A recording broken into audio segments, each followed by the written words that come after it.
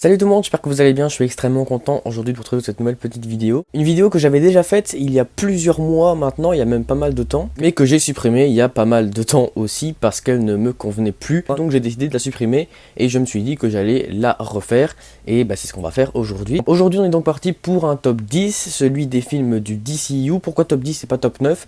Eh bien pour la simple et bonne raison que je compte la Snyder Cut de la Justice League comme un film à part entière, un film séparé de la version originale de Joss Whedon. Donc c'est pour ça que la Justice League et la Snyder Cut de la Justice League auront deux places différentes dans le classement. Et donc c'est parti, on commence avec la 10e place.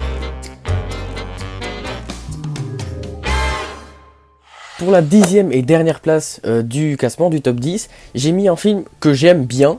D'ailleurs j'aime tous les films du DCU du coup forcément, mais j'ai quand même reconnu que c'était un film pas exceptionnel et que c'était le moins bon du DCU, c'est Suicide Squad.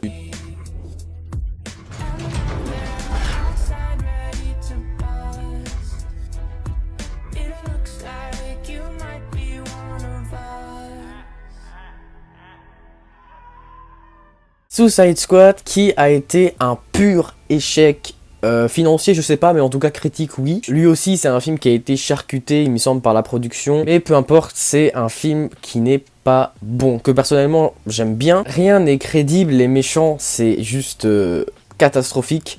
Voilà, l'Enchantresse jouée par Cara Delevingne et son frère, je pense. Catastrophe. J'aurais vraiment préféré qu'il reste sur un film réaliste, avec des personnages réalistes. Voilà, s'ils avaient juste laissé Harley Quinn, Deadshot, Rick Flag... je sais pas moi, Katana à la limite, et le Joker, voilà, là ça aurait été pas mal. Mais non, il fallait rajouter des trucs qui n'ont aucun sens. Mais les musiques sont cool, il y a quand même une BO de malade, hein. Il y a Eminem dedans, il y a, c'est quoi encore la chanson, c'est Without Me qu'il y a dans le film. Il y a aussi Seven Nation Army des White Stripes. Il y a Queen aussi, Don't Stop Me Now, je pense. Donc c'est un film qui a une bonne BO, les costumes sont pas mal, etc. La réalisation, c'est pas catastrophique, les acteurs sont pas mal aussi. Moi, je suis un grand fan de Margot Robbie, et franchement, c'est pas le film qui l'a révélé, c'est le Loup de Wall Street qui l'a révélé, mais c'est quand même grâce à ce film qu'elle a pu vraiment avoir une carrière internationale. Mais c'est quand même pour moi le moins bon film du DCU, celui que j'aime le moins, même si je l'aime bien. Et voilà, je pense que j'ai tout dit. On va passer à la 9e place. Et à la 9e place, ça tombe bien, puisqu'on parlait d'Harley Quinn, j'ai mis à la 9e place le deuxième film, le deuxième et dernier film pour l'instant dans lequel on voit Harley Quinn dans le DCU. C'est un film que j'ai aussi bien aimé, du coup vous vous en doutez, c'est Birds of Prey.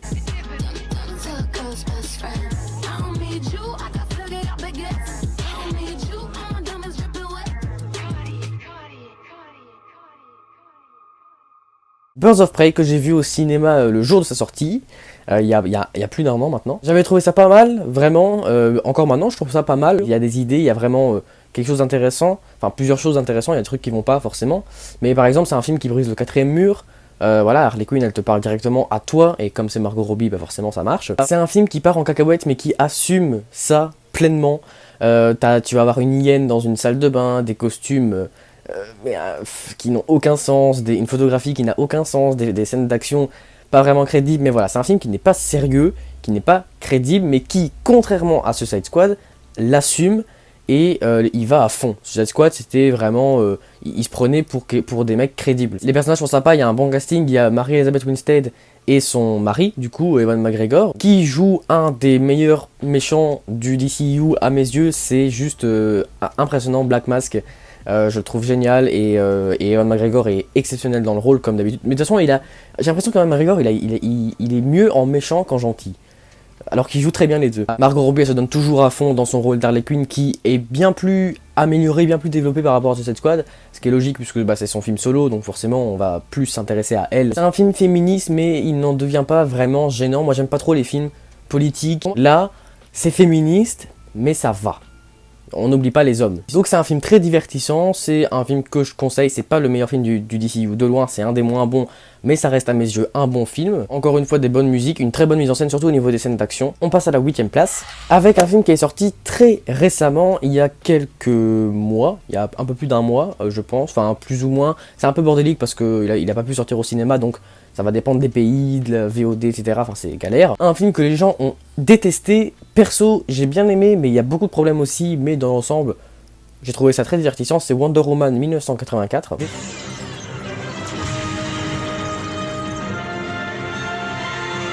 Suite des aventures de Diana, donc du premier film Wonder Woman qui se déroulait chronologiquement une soixantaine d'années plus tôt. Il y a des défauts, pareil, bon, il y a beaucoup de facilités scénaristiques et même le scénario est vraiment pas exceptionnel. Je sais pas vraiment qui a écrit le scénario, mais à mon avis c'est pas le même que celui qui a écrit celui de Wonder Woman, sinon c'est vraiment qu'il y a un problème. On te parle d'une pierre qui te donne des pouvoirs, on te parle de je sais pas quoi, de trucs antiques, mythologiques.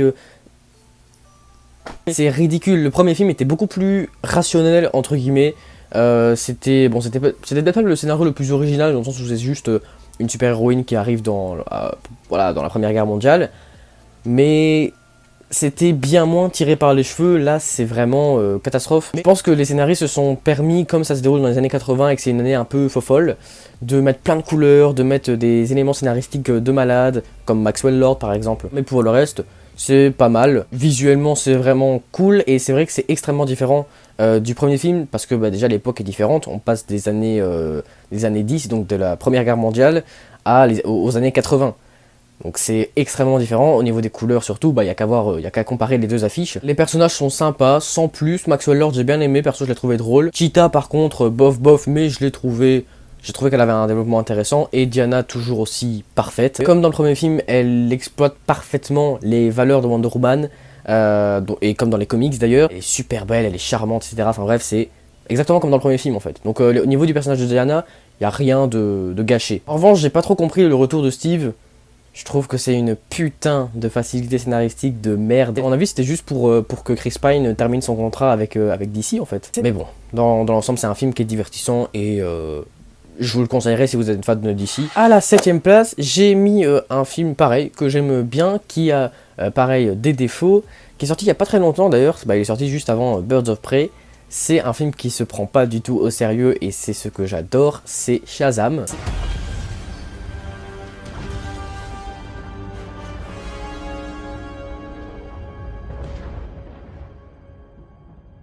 Shazam qui développe l'histoire d'un super-héros qu'on n'avait pas du tout déjà vu dans le DCU avant, ce qui est un peu bizarre d'ailleurs, mais c'est une histoire tellement cool, c'est tellement marrant, c'est le concept, le principe de Shazam, du super-héros Shazam, c'est tellement drôle. Donc le concept est juste génial et Zachary Levi est absolument parfait dans le rôle puisque c'est le genre de rôle qui lui correspond parfaitement. C'est Zachary Levi, c'est un adulte avec le cerveau d'un enfant, enfin dans ses rôles en tout cas. Non, franchement l'histoire est très divertissante, c'est très drôle. Visuellement c'est pas exceptionnel parce que niveau photographie c'est basique et niveau effets spéciaux c'est basique aussi. D'ailleurs il y en a pas énormément, donc voilà, enfin c'est basique, non c'est bien fait, mais voilà, il y en a pas beaucoup. L'effet visuel qui est bof, c'est les gargouilles là du personnage de Mark Strong, du docteur Sivana, que j'ai d'ailleurs trouvé nul. J'aime beaucoup Mark Strong, mais son personnage ne va pas, je suis désolé, il est pas crédible du tout. Ces méchantes gargouilles qui l'accompagnent, laissez tomber, ça ne marche pas. J'ai l'impression que DC a vraiment du mal avec ces méchants. D'ailleurs, il y a très peu de méchants de chez DC que j'aime bien, qui m'est vraiment marqué. Donc c'est vraiment un des plus gros points faibles du film, surtout que c'est vraiment le méchant qui donne ce petit air sérieux au film, un petit air sérieux dont le film n'a pas forcément besoin. Mais dans l'ensemble, c'est vraiment un bon film et je vous le conseille parce qu'il est très drôle et très divertissant. À la 6ème place, c'est là qu'on entre dans du lourd, dans du sérieux, avec un film de Zack Snyder, qui est un de mes réalisateurs préférés. C'est un des meilleurs réalisateurs de sa génération à mes yeux, même s'il y a certains films de lui que j'aime pas, comme Watchmen. À la 6ème place, j'ai donc mis le tout premier film du DC Extended Universe, c'est-à-dire Man of Steel.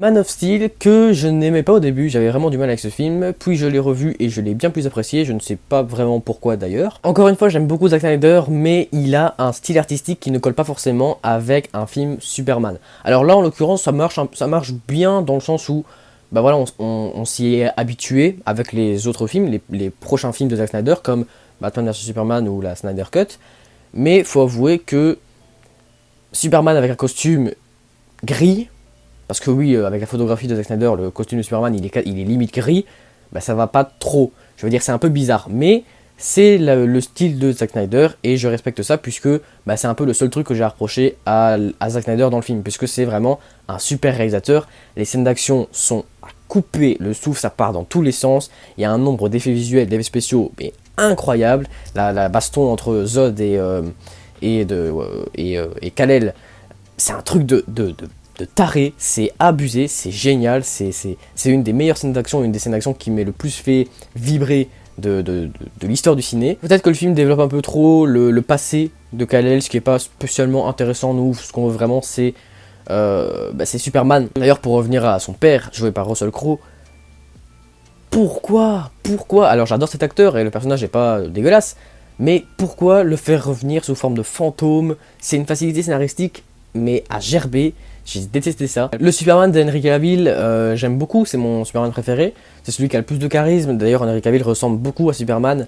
Et il a le physique pour, et c'est un superbe acteur, etc. Donc franchement, ça marche super bien. Juste le méchant, bon, il est culte. Le Général Zod, c'est cultissime, mais j'aime bien Michael Shannon, mais ça va pas. Ça va pas non plus, je sais pas pourquoi, mais ça va pas. C'est pas crédible, ça marche pas. Le personnage est trop cliché. Michael Shannon est un bon acteur, mais je trouve qu'il joue peut-être pas assez bien. Je trouve qu'il surjoue un peu son personnage. Je trouve qu'il le laisse trop s'envahir par la colère et il a pas un bon développement de personnage et c'est pas un bon personnage à mes yeux, en tout cas dans le film. Si vous n'avez jamais vu le DCU, ce qui m'étonnerait si vous êtes sur cette vidéo, bah n'hésitez pas et regardez Man of Steel. À la 5ème place, un film que les gens détestent, mais vraiment, un truc de taré depuis qu'il est sorti il y a quelques années, et que moi j'ai toujours aimé. Dès mon premier visionnage, je pense que j'ai vu ce film 3 ou 4 fois depuis qu'il est sorti, et j'ai toujours autant kiffé, c'est Justice League.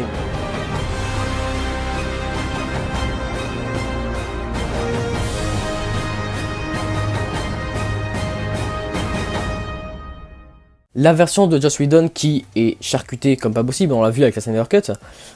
Oui, c'est pas un film excellent, il y a des incohérences, il y a des reshoots de la part de Joss Whedon qui ont servi à rendre le film moins sérieux, parce que Zack Snyder voulait vraiment faire quelque chose de sérieux comme il l'avait fait avec Man of Steel et Batman vs Superman. C'est vrai, mais le film dans l'ensemble est cool, il est divertissant. Les effets spéciaux sont vraiment pas mal, les acteurs sont bons aussi, les personnages sont sympas, même si il manque pour la plupart de développement. Pour Diana, on n'en avait pas forcément besoin, puisqu'elle avait déjà été bien développée, puisqu'elle a eu son film solo. Superman pareil, Batman plus ou moins pareil aussi. Aquaman, il allait avoir son film solo, donc c'était pas spécialement intéressant de le développer là. Et Cyborg et Flash, c'est vrai qu'il manquait de développement. Mais ça m'a pas vraiment gêné quand j'ai vu le film, je vais pas vous mentir. Je me suis quand même attaché à ces deux personnages, surtout à Flash, que j'ai trouvé drôle. Parce que oui, mine de rien, les reshoots de Joss Whedon sur Flash, bah, pour rendre Flash plus drôle, bah, ça a servi à ça en fait. Ça a servi à développer entre guillemets le personnage sans le faire, ce qui a marché, je trouve. Encore une fois, un très gros défaut du film, c'est le méchant, Steppenwolf, qui est nul. Mais c'est affolant, que ce soit physiquement, enfin visuellement, il fait pas du tout peur, il est très mal fait, ça se voit que les effets visuels n'étaient pas finis, n'étaient pas très aboutis. Puis il est ridicule et c'est comment ça s'appelle, des Nightcrawlers, je pense. Enfin, moi j'appelle ça des libellules, ça va pas non plus, c'est ridicule. Le film se perd un peu dans son style artistique, dans son style visuel. Voilà, on passe de gris au début à extrêmement coloré vers la fin. Ce qui est un peu bizarre, mais c'est un film que j'ai toujours apprécié, avec ses qualités, avec ses défauts, et la Snyder Cut n'a rien changé à ça. J'aime toujours ce film et je le reverrai toujours. À la 4ème place, c'est là qu'on entre dans les films que vous avez bien aimés, même bien aimés. Un film de super-héros que je trouve excellent, un film que je trouve excellent en général, c'est le film Wonder Woman.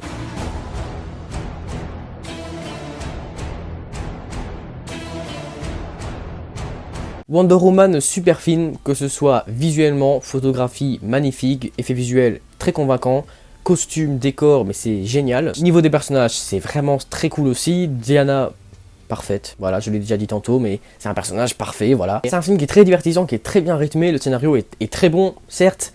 Il n'y a pas énormément de prise de risque dedans, c'est juste, comme je l'ai dit tantôt, une super-héroïne qui part à la guerre. Ça permet de correctement développer ce personnage qu'on avait déjà vu à l'époque dans Batman vs Superman, mais qui pour le coup manquait de développement, et c'est pas du tout un défaut, c'est même plutôt normal. On développe une relation amoureuse qu'elle avait eue et qui l'a fortement affectée, qui a fortement changé sa personnalité. C'est d'ailleurs un peu grâce à Steve Trevor qu'on a eu Wonder Woman, parce que voilà, avant Steve Trevor, c'était Diana de Themyscira qui était assez badass, mais voilà, on aurait sans doute jamais eu la Wonder Woman qu'on a eu et qu'on a toujours. Le méchant passe pour une fois.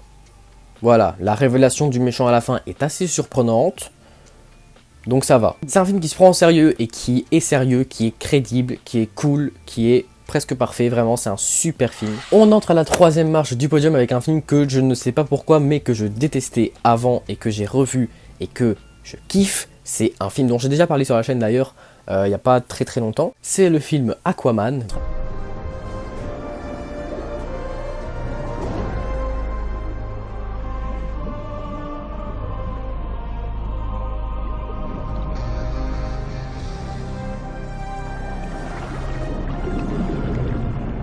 Aquaman, c'est un des meilleurs films de super-héros que j'ai jamais vu de ma vie. C'est un truc de malade. Visuellement, c'est parfait. Effet visuel de taré, une photographie magnifique. Et puis même quand ça se déroule pas dans l'océan, c'est très beau. Je pense par exemple à la scène en Italie, là. C'est magnifique. C'est James Wan qui a réalisé ce film et c'est un réalisateur que j'aime énormément, qui a réalisé Conjuring, enfin par exemple. Et j'ai vu les bonus d'Aquaman et c'est vraiment un réalisateur qui se donne à fond dans tous ses films et dans Aquaman surtout. Il y a énormément de détails dans sa réalisation. Pas que chez lui, hein, évidemment, chez les chefs décorateurs, chez les costumiers, etc. Hein, mais il y a énormément de détails, c'est un truc de ouf. James Wan a vraiment créé un univers en créant Aquaman. Et non, franchement, c'est juste trop bien. Les personnages sont géniaux, les acteurs. Le casting est vraiment superbe. Jason Momoa, Amber Heard, Patrick Wilson, Willem Dafoe, Dolph Lundgren et Nicole Kidman aussi. Quand même. Et Temuera Morrison. Et donc non, c'est vraiment un super film que je conseille à tout le monde. C'est un divertissement, mais génial. C'est un super film. Il y a quasiment... Enfin, il y a vraiment pas beaucoup de défauts, je trouve. Et pourtant, je n'entendais pas beaucoup. Je veux dire, d'ailleurs, la première fois, je l'avais pas aimé. Mais même avant de le voir pour la première fois, j'en entendais pas beaucoup. Genre, ça avait l'air d'être un énième film de super-héros. Et non. C'est un film qui s'émancipe et qui est vraiment génial. À la deuxième place, un film qui divise les fans de films de super-héros, les fans de DC, que personnellement j'ai toujours aimé, que j'ai vu beaucoup de fois, c'est Batman vs Superman.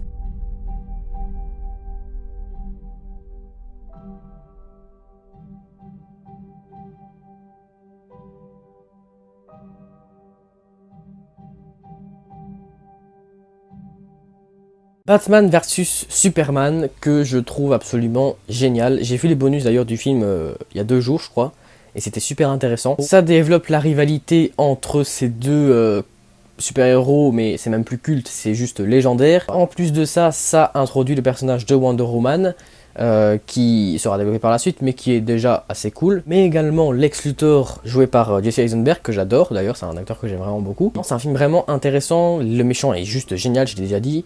Non, tout ce qui est développé, introduit dans le film, est superbe, intéressant pour la suite du DCU et pour le film en lui-même. L'énième adaptation de Batman au cinéma, cette fois celle jouée par Ben Affleck, est vraiment sympa, je trouve. C'est un des meilleurs Batman qu'on ait jamais eu. Ben Affleck a le physique pour, le charisme pour. C'est un super Bruce Wayne et un super Batman. Le Superman de Henry Cavill est toujours aussi génial, comme dans Man of Steel. La fin est surprenante, le film en lui-même est surprenant. Franchement, c'est un super film. Et d'ailleurs, je n'ai jamais vu pour l'instant l'Extended Cut. J'ai juste vu la version ciné. Voilà, on passe du coup à la première place. Vous aurez, je pense, compris de quel film il s'agit. Ce qui est pour moi le meilleur film du DCU. D'ailleurs pour beaucoup de gens aussi. Un film qui est sorti il y a quelques jours à l'heure où je tourne cette vidéo. J'ai trouvé ce film absolument incroyable. C'est évidemment la Zack Snyder's Justice League.